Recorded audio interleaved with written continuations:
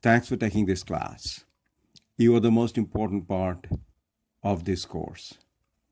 This is also a critical moment in your life, in your education, especially because of the pandemic and the associated uncertainties.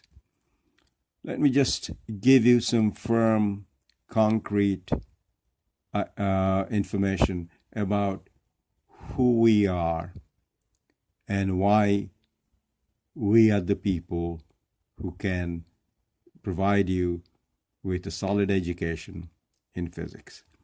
I'm Professor Dara, Professor Timir Dara.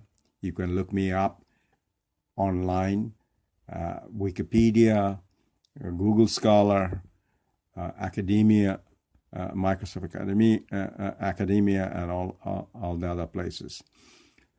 What about University of South Carolina? University of South Carolina has a great tradition, a history of education in science.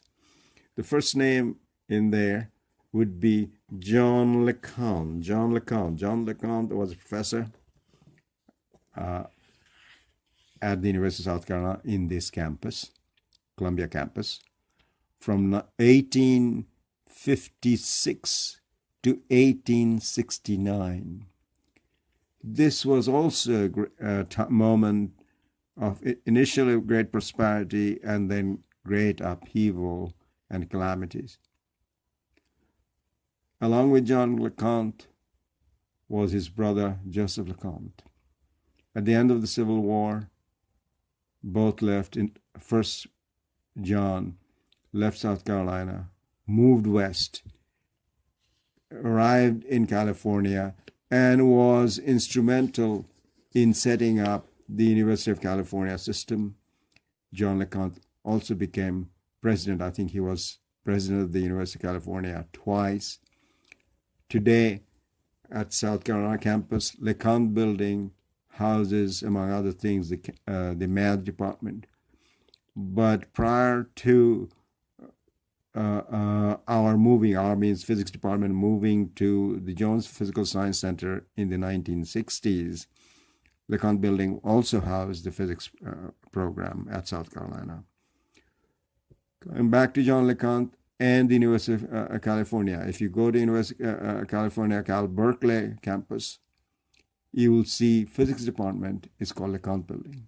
It is a very imposing building, and you can see the bay from the building. It's a wonderful building, and it is in honor of John LeConte. Who else we can say? Again, in the mid 19th century, mid 1800s, Charles Lieber. Charles Lieber came to South Carolina from Europe. He was authority on political history. He left South Carolina and joined Columbia University in New York City, where he established the first political science department in the nation.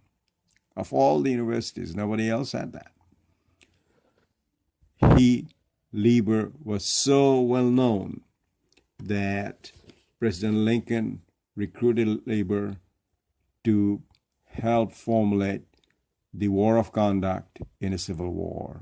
You would say, do we need a war of conduct? Yes, we do. Even in that engagement, vicious engagement of war, destructive engagement of war, there needs to be some rules.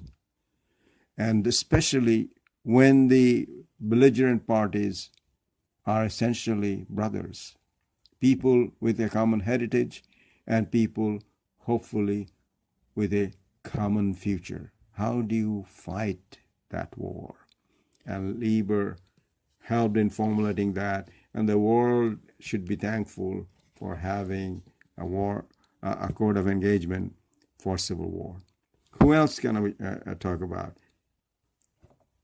Professor Yakir Aharonov. Yakir Aharonov joined South Carolina in the 1970s and left in early 2000s. Yakir Aharonov is known for his contributions and the so-called Aharonov-Bohm effect. Please look Professor Aharonov up, and I have given you some reason to believe that we are qualified to teach